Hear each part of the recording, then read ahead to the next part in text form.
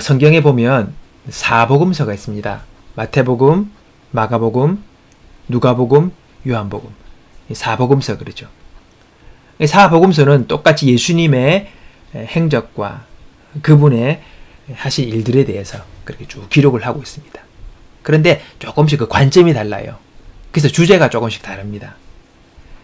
예를 들어 마태복음 하면 왕이신 예수님, 마가복음 하면 섬기러 오신 예수님, 누가복음 하면 사람으로 오신 예수님, 요한복음 하나님의 아들이신 예수님, 이런 식으로 예수님의 성품과 그분이 하신 일들에 대한 관점을 조금씩 달리하면서 이 복음서를 기록하고 있습니다. 특별히 마태복음은 예수님이 왕이라는 겁니다. 그분이 오셔서 약속된 하나님의 나라를 이 땅 가운데 열어주신 분이죠. 그분이 왕이라는 겁니다. 그분이 주인이십니다. 그분을 따르라. 그렇게 마태복음은 우리에게 이야기하고 있습니다. 그래서 예수님께서 마귀를 다스리고 귀신을 쫓아내고 질병을 쫓아내고 문제를 해결하고 하는 그런 주님의 기적들의 역사가 쭉 이렇게 기록이 되어 있는 거예요. 자, 그래서 예수님의 그 승승장구하시는 왕 대신 예수님의 사역을 쭉 기록하다가 여러분 오늘 본문에 봅시다. 이 승리의 기록이 쭉 기록되면서 이제 특별히 사람들이 많이 모였어요. 예수님의 이름이 알려지니까 수많은 무리들이 모였다 그랬습니다. 들판에 모였습니다. 그래서 사람들이 예수님의 그 말씀을 듣고 은혜를 받고 그리고 그 중에 병든 자들을 주님이 이렇게 세워주시고 고쳐주시는 기적들이 막 일어나는 것입니다. 이렇게 승승장구하던 예수님의 그리고 제자들의 그 사역 가운데 갑자기 난관이 봉착됩니다. 오늘 15절 보니까 저녁이 되매 제자들이 나와 이르되 이곳은 빈들이요 때도 이미 저물었으니 무리를 보내어 마을에 들어가 먹을 것을 사 먹게 하소서. 여러분 오늘 이 시간 충만한 은혜를 받고 있었지만은 이 시간상 이들이 배고가 고프고 먹을 것이 없는 상황에 딱 부딪히게 되는 것입니다. 문제를 만나요. 이 문제를 풀어야 돼요.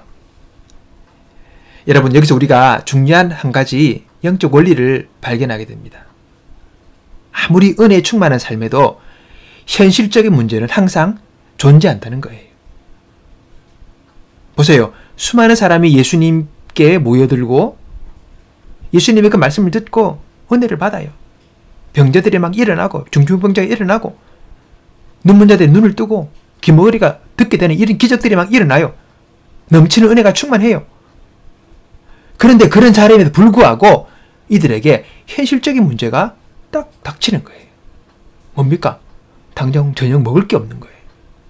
식사를 해야 되는데 배가 고픈데 먹을 게 없는 거예요. 현실적인 문제입니다. 아주 현실적인 문제. 우리가 여기서 기억할 것은 우리가 아무리 신앙이 좋다고 하더라도 우리가 생활 속에서 문제를 만난다는 겁니다. 우리가 이것을 알지 못하면 우리 신앙이 흔들려요.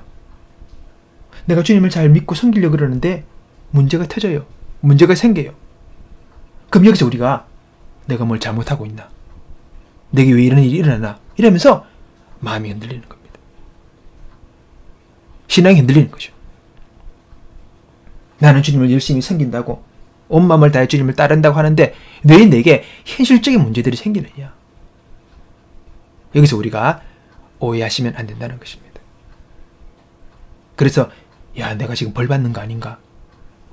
혹시 또 나는 왜 이렇게 재수가 없는 사람인가? 나는 또 이렇게 안 될 팔자인가? 이러면서 마음이 막 가라앉는 거죠. 여러분 예수님도 제자들도 이 먹는 문제를 여러분 겪게 되었다는 겁니다.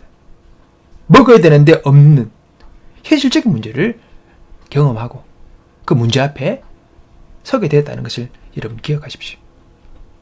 예수님도 제자들도 현실적인 문제가 있었는데 왜 우리도 문제가 없겠습니까? 있습니다. 자, 그럼 우리가 이 문제에 어떻게 반응해야 되는가? 이게 중요한 것입니다. 우리 신앙은 문제가 없는데도 없는 성령 충만한 삶은 문제가 하나도 없는 그냥 평탄하고 아무 문제가 없는 평안한 길을 걸어가는 게 아니라 문제를 만나요. 그리고 문제를 신앙으로 해결하고 이겨나가는 과정 자체가 여러분 우리의 삶이고 신앙의 생활입니다. 아무것도 없는 게 아니라 그 문제를 해결하고 그 문제를 극복하고 나아가는 것, 그게 신앙의 삶이고 믿음의 사람들이 다 걸어갔던 길이라는 것을 우리는 알아야 하는 것이죠. 그래서 문제를 보는 태도를 우리가 달리 하셔야 된다는 겁니다. 특별하게 문제가 우리에게 있는 또 어려움이 생기는 이유가 한 두 가지를 볼 수 있습니다. 첫 번째는 하나님은 우리가 이 삶의 고난에서 우리를 온전한 사람으로 만드시기 위하여 때로는 어려움도 허락하신다는 겁니다.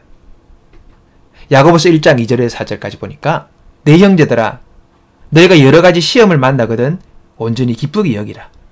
이는 너희 믿음의 시련이 인내를 만들어내는 줄 너희가 알미라. 인내를 온전히 이루라.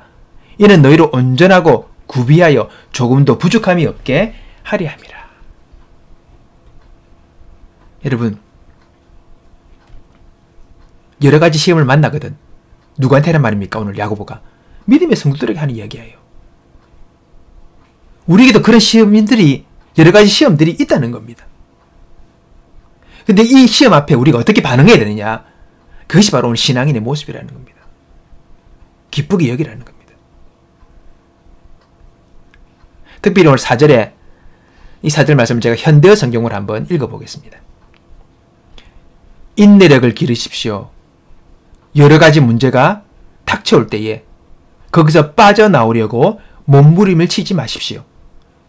인내력이 충분히 길러지면 여러분은 완전히 성장해서 어떤 일에도 굴복하지 않는 강한 성격의 소유자가 될 것입니다. 여러분, 성경은 우리에게 문제가 있으면 그 문제에서 지금 당장 빠져나오려고 몸부림치지 말아요. 이게 무슨 말입니까? 우리는 어떤 문제가 생기고 어려움이 생기면 당장의 그 어려움, 그 문제로 인한 고통에서 벗어나려고만 생각합니다. 지금 힘드니까 그 힘듦을 당장 벗어나려고 합니다. 그래서 우리가 몸부림친다는 거예요. 그래서 빠져나오려고. 단지 그 지금의 어려움을 내가 피하기 위해서 그것에만 우리가 초점을 둔다는 것입니다. 근데 성경은요, 그렇게 하지 말아요. 그 당장의 어려움과 힘듦이 주는 나의 고통에서 벗어나려고만 한다면 늘 도망가는 인생을 살아가게 된다는 겁니다. 우리 그 어려움이 있는 이유가 있다는 거죠. 우리를 성숙시킨다는 거예요. 그러면 그 어려움을 만날 때 우리는 어떻게 해야 되느냐? 도망이 아니라 그 어려움 가운데서 우리가 인내를 기르면서 그 인내 속에서 우리가 성장해야 된다는 겁니다.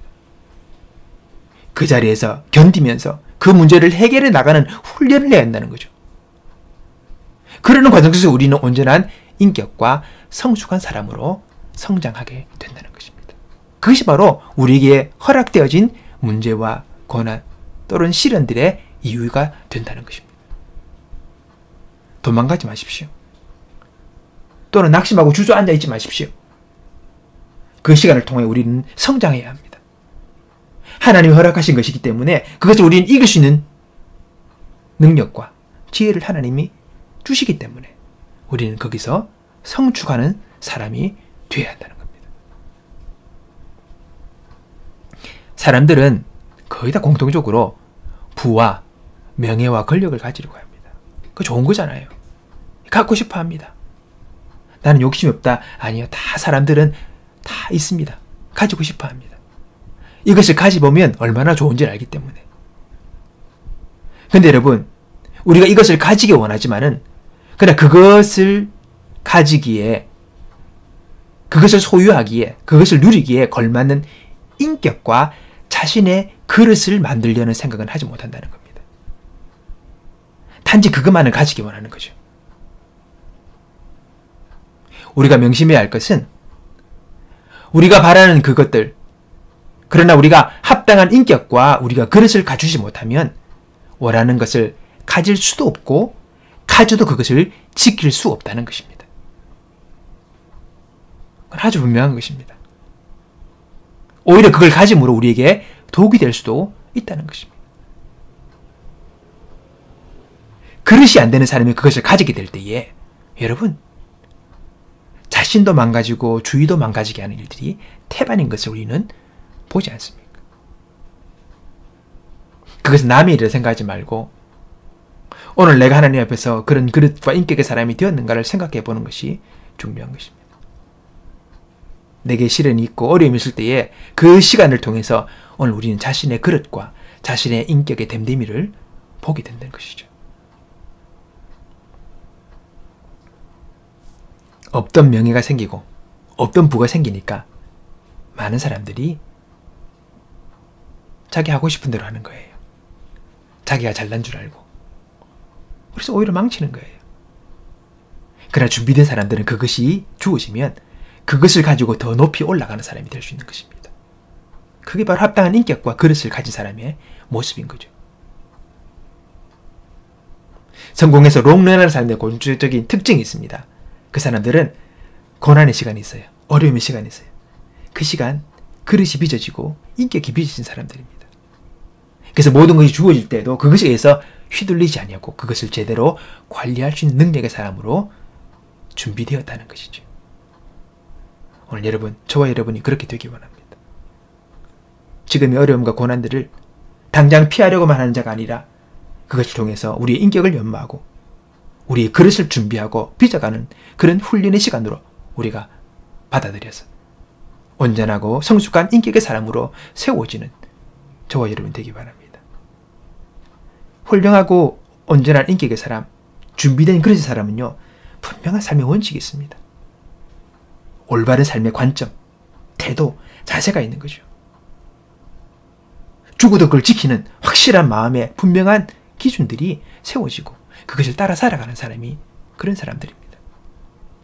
오늘 하나님께서 우리에게 눈을 열어주시고 우리에게 올바른 길을 가르쳐 주셔서 그렇게 각오하고 결정하고 그렇게 살아갈 수 있는 아름다운 그릇, 훌륭한 인격의 사람들로 세워지는 저와 여러분 되기를 주님의 이름으로 축복합니다. 두 번째는 하나님이 우리를 사랑하시기 때문이에요. 그래서 어려움이 있는 거예요. 히브리서 12장 5절에 보니까 내 아들아 주의 징계하심을 경히 여기지 말라. 그에게 꾸루지람을 받을 때에 낙심하지 마라. 주께서 그 사랑하시는 자를 징계하시고 그의 받으시는 아들마다 채찍질하심이라. 너희가 참음은 징계를 받기 위함이라. 하나님이 아들과 같이 너희를 대우하시나니 어찌 아비가 징계하지 않는 아들이 있으리요. 징계는 다 받는 것이거늘 너희가 없으면 사생자여 참 아들이 아니니라. 여러분, 사랑하시기에 우리가 곁길로 갈 때에 우리를 교정하시는 거예요. 잘못된 길로 갈 때 놔두면 그 사람에 대한 마음이 없는 거죠. 포기한 겁니다. 근데 사랑하면 끄집어서 제 길을 가게 하는 거죠. 우리가 어린아이일 때 그러잖아요. 어릴 때, 10대 때, 아니면 더 어릴 때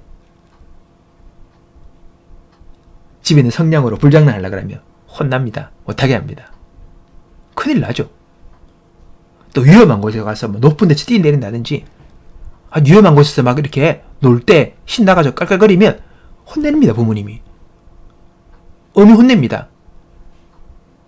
왜 혼내고 꾸지를 합니까? 위험하기 때문에. 잘못하면 큰일 나거든요. 죽어요, 죽어. 그냥 꾸중하는 거예요. 그래서 함부로 집에 있는 칼 들고 뭐 커터칼, 연필 깎는 칼, 과도 이런 거 못 들게 어릴 때 혼내요. 뭐라 합니다. 어른이 되면 줍니다. 그때는 안 되기 때문에 혼냅니다. 큰일 나기 때문에. 그때 혼 안 내면 이게 위험한지 이게 어려운지를 모르기 때문에 사고를 치는 거예요. 어릴 때 분명하게 교육을 시켜놔야지 거기서부터 그 아이가 안전하게 보호를 받을 수 있는 것입니다. 왜 꾸중하십니까? 왜 징계하십니까?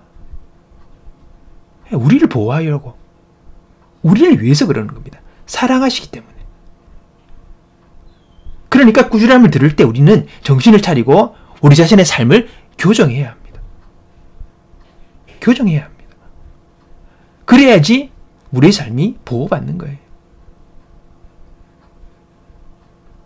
그렇게 가면 큰일 나기 때문에. 그렇게 살면 안 되기 때문에. 그 꾸지람을 듣고 받아들이면 그 사람에게는 안전이 되고 복이 되는 것입니다. 하나님이 왜 나에게 이렇게 하시나? 우리의 삶을 돌아보고 우리 행위를 돌아보고 우리의 모습을 돌아보면서 우리 삶을 교정할 수 있는 그런 지혜와 분별력이 우리 가운데 있어야 되는 것이죠. 바둑에 보면 그 복기라는 말이 있습니다. 바둑을 다 두고 나면 자기가 어디서 문제가 있었는지, 자기가 어떤 수를 잘못 뒀는지 이런 걸 다 이렇게 복기한대요. 고수들은 다 복기한답니다. 복기를 해가지고 그걸 알고 다시는 그렇게 안 하도록 자신을 교정하는 거죠. 다시는 그렇게 어리석은 수를 두지 않도록 자신을 교정하는 것입니다. 그러면 성장하는 겁니다. 우리 신앙도 마찬가지예요. 우리 삶도 마찬가지입니다. 복귀하고 돌아보는 거죠. 그리고 아닌 것은 잘라내버리고 교정하면서 우리의 삶을 발전시켜 나가야 됩니다. 똑같은 것입니다. 오늘 신앙인도 우리의 삶 가운데 말씀으로 자신을 살펴보는 것입니다. 교정하는 것입니다. 내 삶을 말씀으로 복귀해 보는 것입니다. 내가 무엇이 문제가 있는가? 내가 어떻게 하고 있는가? 아닌 것은 끌어내고 하지 못하는 것은 다시 습관을 들여서 해나가는 것이요. 여러분 다 모든 일반의 세상의 사람들도 마찬가지입니다. 그렇게 자신을 복귀하면서 인생이 성장하는 것입니다.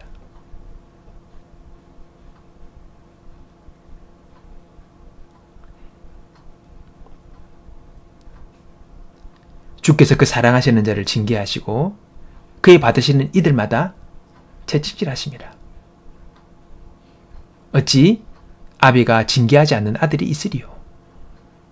오늘 여러분 우리 삶 가운데 있는 어려움들을 단지 재수가 없다느니 불행하느니 나는 운이 그렇다느니 내 인생이 이렇다느니 이게 아니라 오늘 우리의 삶을 더욱더 성숙해 하시려는 복되게 하시려는 주님의 손길로 바라보며 그 문제를 통해서 자신을 바라보고 주님 앞에서 우리의 삶을 교정할 수 있는 복귀할 수 있는 그런 은혜가 있게 되기를 바랍니다.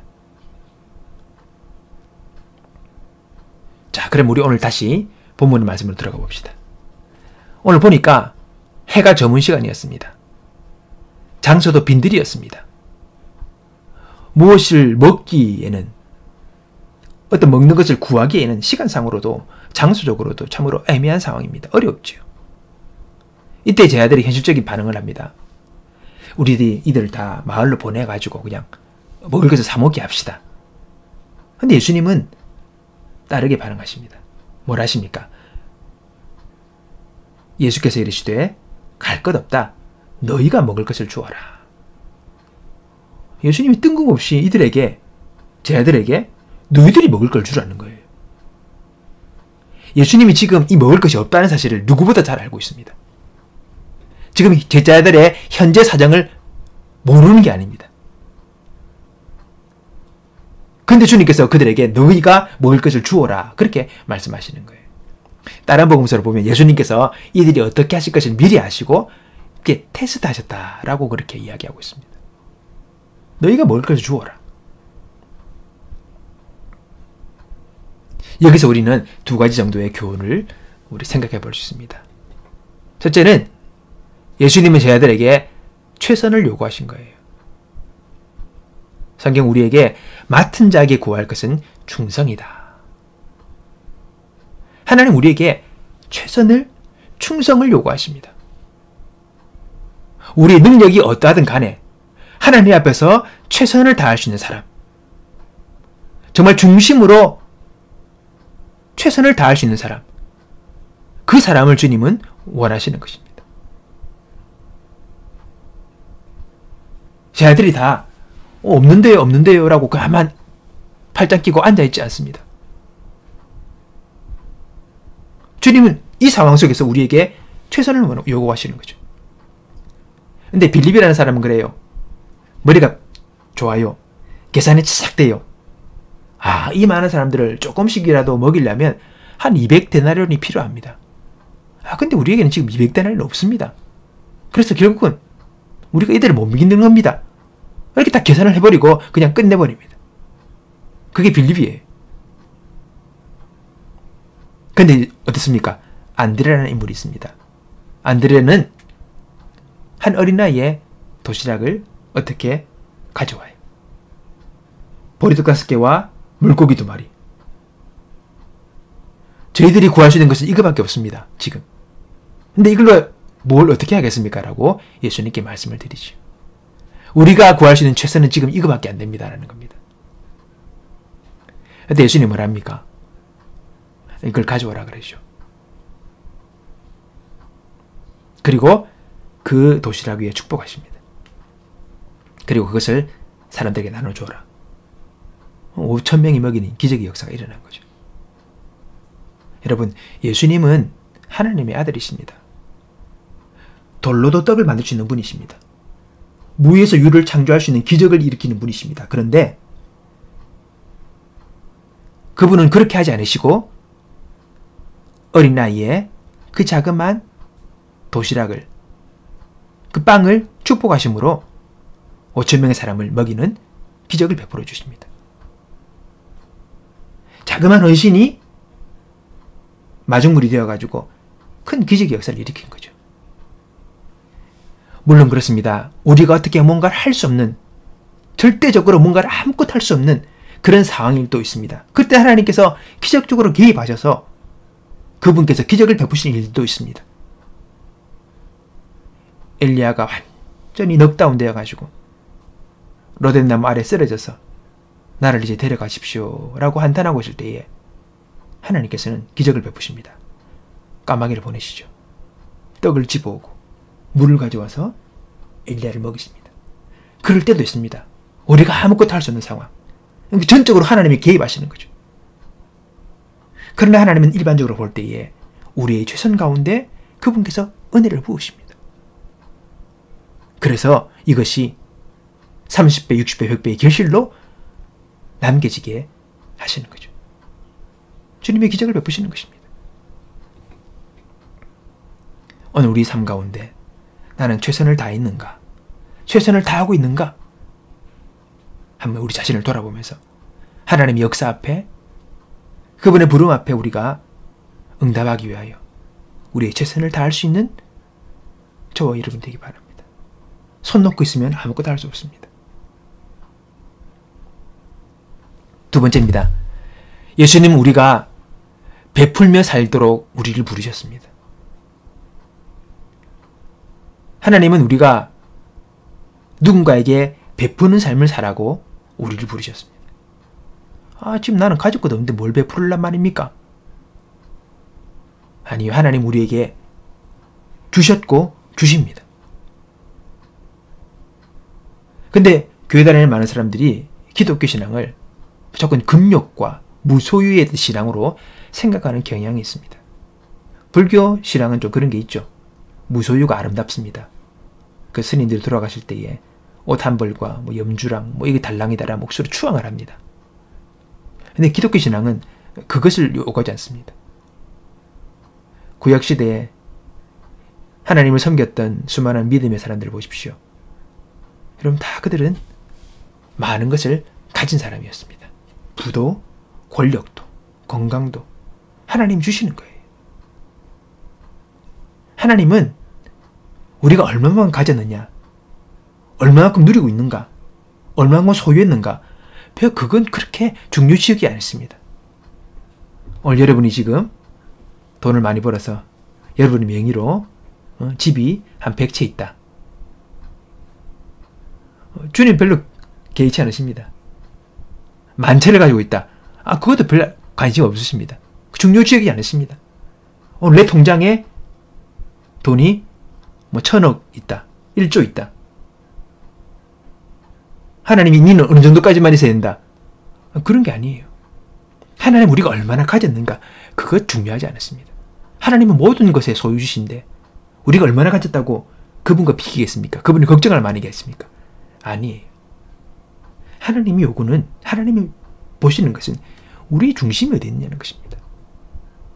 내 중심이, 마음이 하나님께만 있으면 얼마만큼 소유하고 얼마만큼 권력이 있고 얼마만큼 유명하더라도 아무 문제가 되지 않습니다. 그것은 하나님의 관심이 아닙니다. 그거는 부가적인 것이기 때문입니다. 우리가 소유하고 있는 것, 내 통장에 돈이 많이 있고 내가 많은 재산이 있다, 많은 부동산이 있다, 그걸 가진 것 자체가 죄가 아닙니다. 이 가진 것을 가지고 내가 어떻게 살아가느냐, 어떻게 사용하느냐, 그게 중요한 것입니다. 우리가 아무리 많이 가졌더라도 죽을 때 다 그것을 가지고 가는 것이 아니기 때문입니다. 다 두고 갑니다.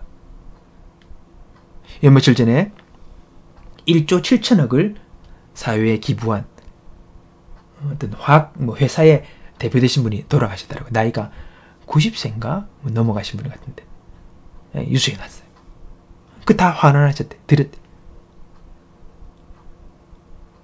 재단을 만들어서 많은 학생들을 공부시키고 학교를 키우는데 그 돈이 사용되더라고요. 우리가 가지고 갈 건 아니잖아요. 내게 주셔질 때에 그것을 가지고 내가 잘 사용하는 것, 그것이 아름다운 것입니다. 이런 말이 있습니다. 부자는 5,000명분의 돈을 깔고 있는 사람이고 잘 사는 사람은 5,000명을 먹이는 사람이다. 예.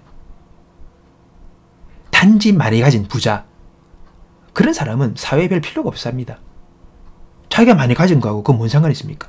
다 깔고 있는데, 다 움켜쥐고 있는데 하나도 쓰지 않아요.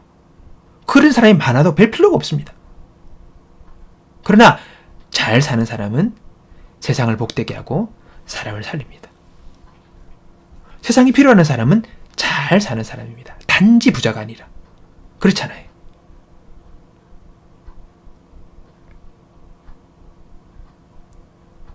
오늘 저와 여러분이 잘 사는 사람으로 주님 앞에 쓰임받게 되길 바랍니다. 세상을 살리고 사람들을 살리고 복되게 하는 그런 인생을 살 수 있게 되길 바랍니다.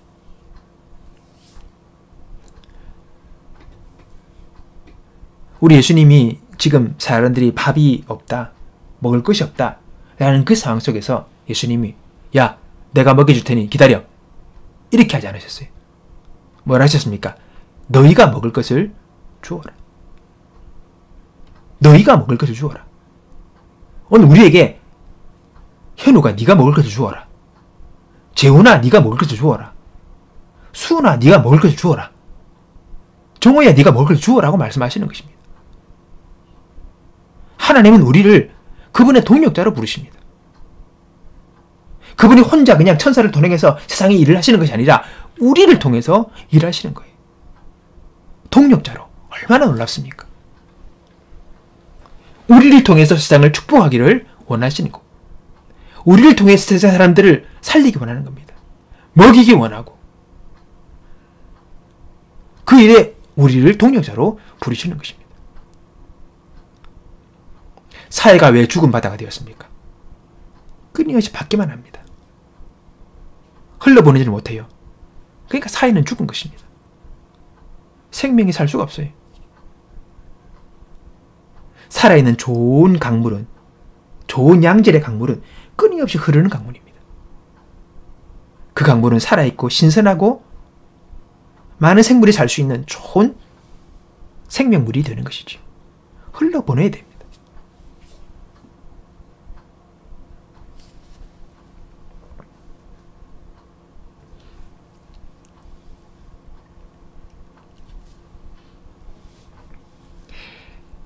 미국에 가서 초밥을 팔면서 체인점을 만들어, 그리고 프랜차이즈를 만들어서 아주 큰 돈을 벌었던 한 분이 계십니다.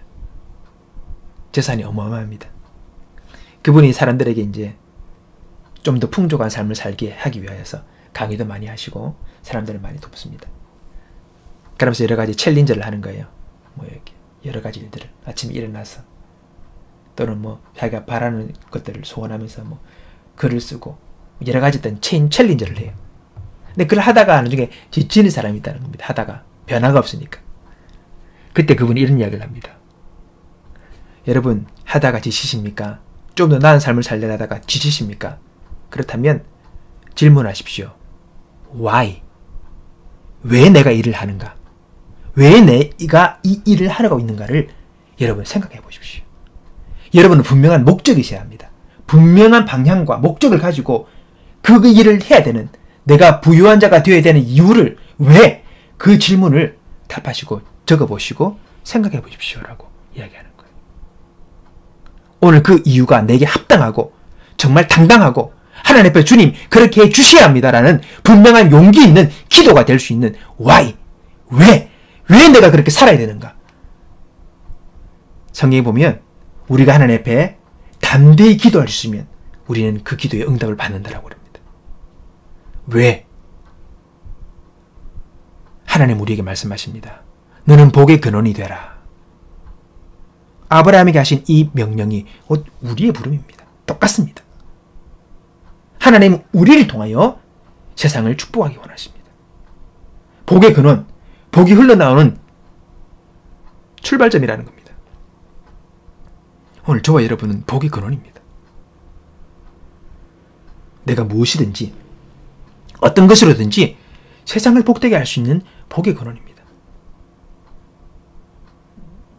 우린 이 부름 앞에 응답하는 인생을 살아야 합니다.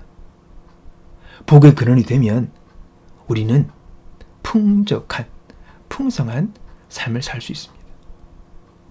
이것이 우리를 통해 흘러나가기 때문입니다. 오늘 우리가 복의 근원으로 살기 위해서 내가 흘러보내야 되고, 내가 베풀어야 되고, 내가 주어야 할 것이 무엇인지를 생각해 보십시오. 지금은 나의 분량이 크지 않아서 조금밖에 되지 않을 수 있습니다.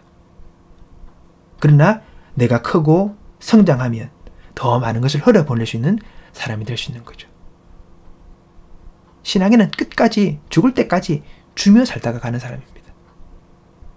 무한하신 하나님을 나의 공급처로 삼고 그분으로부터 흘러내리는 그 많은 것들을 세상에 흘려보내며 세상을 축복하는 사람으로 살아가는 것이 바로 그리스도인의 삶입니다. 그것이 결국은요, 너희는 먼저 그의 나라와 그의 의를 구하라는 말과 연결이 됩니다. 하나님의 나라, 하나님의 의는 끊임없이 주는 나라입니다. 하나님은 사랑의 근원이 되셔서 끊임없이 세상을 축복하시고 사람들을 살리시고 구원하신 일들을 지금도 하시기 때문이죠. 오늘 여러분, 우리는 결코 적은 자가 아니고 재수 없는 자라든지 벌받은 자라든지 쓸모없는 자가 아닙니다. 우리는 복의 근원입니다. 하나님 우리를 통해서 세상을 축복하기 원하시고 베풀며 살기를 원하십니다. 오늘 내가 그런 삶을 살기 위해서 어떻게 살아야 할지를, 오늘 내가 교정해야 할 삶의 습관들과 태도들과 말과 행동들을, 나의 관점들은 생각해 보시면서 주님 앞에 용기 있게, 주님, 당신이 나를 축복하셔야 되고 나를 인도하셔야 되고 나를 붙드셔야 되고 그 이유가 무엇인지를 주님 앞에 기도함으로 담대히 나아갈 수 있는 그런 저와 여러분의 삶이 될 수 있기를 주님의 이름으로 축복합니다. 기도하겠습니다. 하나님 아버지, 감사합니다. 너희가 먹을 것을 주어라. 하나님이 천사나 또 다른 것을 통해서 당신의 일을 하시는 것이 아니라 오늘 우리를 통하여서 이 세상을 축복하기 원하시는 주님인 것을 보게 됩니다. 주여, 제가 그 일에 합당하게 쓰임받을 수 있는 당신의 그릇으로, 당신의 인격의 사람으로 제가 세워지기 원하고 삶의 분명한 방향과 철칙을 가지고 하나님 믿음의 길을 걸어가 하나님의 그 놀라운 풍성하심들을 세상에 흘러보낼 수 있는 그리스도인으로 살아가게 하여 주옵소서. 감사와 찬양을 드리며 예수님의 이름으로 기도하옵나이다. 아멘.